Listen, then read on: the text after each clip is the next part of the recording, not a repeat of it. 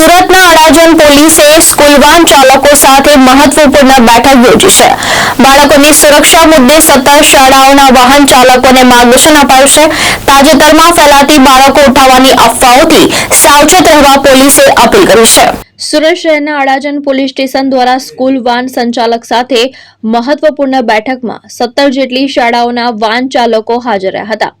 Police દ્વારા બાળકોની સુરક્ષા સર્વોપરી હોવાનું જણાવી વાહન ચાલકોને નિયમોનું પાલન કરવા અને સતર્ક રહેવા માર્ગદર્શન આપવામાં આવ્યું હતું। તાજેતરમાં સોશિયલ મીડિયા પર બાળકો ઉઠાવવાની અફવાઓ ફેલાતી હોવાને પગલે પોલીસે વાલીઓ અને વાહન ચાલકોને ગેરસમજમાં ન આવવા અપીલ કરી હતી। બાળકોને સ્કૂલેથી ઘર અને ઘરેથી સ્કૂલ સુધી સલામત પહોંચાડવા માટે જાગૃતિ અભિયાન ચલાવવામાં આવી રહ્યું છે। પોલીસે જણાવ્યું કે આવનારા સમયમાં પણ આવી બેઠક યોજી સુરક્ષા વ્યવસ્થા વધુ મજબૂત બનાવાશે। આજરોજ અડાજણ પોલીસ સ્ટેશન વિસ્તારમાં આવેલ વિવિધ શાળાઓના વાહન ચાલકો અને તેના કેપ્ટનોની મીટિંગ રાખવામાં આવેલી, જેમાં કુલ 61 જેટલા ડ્રાઈવરો આવેલા હતા।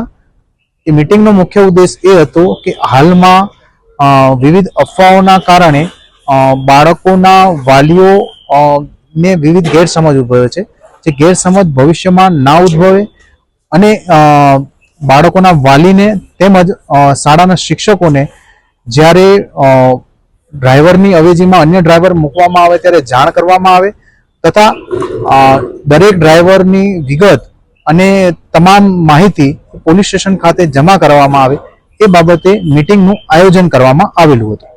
સર, કેટલી શાળાઓના ડ્રાઈવરો આવેલા હતા અને શું વિગતો સમજાવવામાં આવી હતી? લગભગ 16 થી 17 જેટલી શાળાના વાહન ચાલકો આવેલા હતા અને એમાં એ લોકોને સમજ એ જ કરવામાં આવેલી હતી કે જેમ જ્યારે વાલી અથવા તો શિક્ષકને જાણ કર્યા વગર તમે ડ્રાઈવર બદલો છો તો તેના કારણે વિવિધ ગેરસમજ ઉદ્ભવતી હોય છે।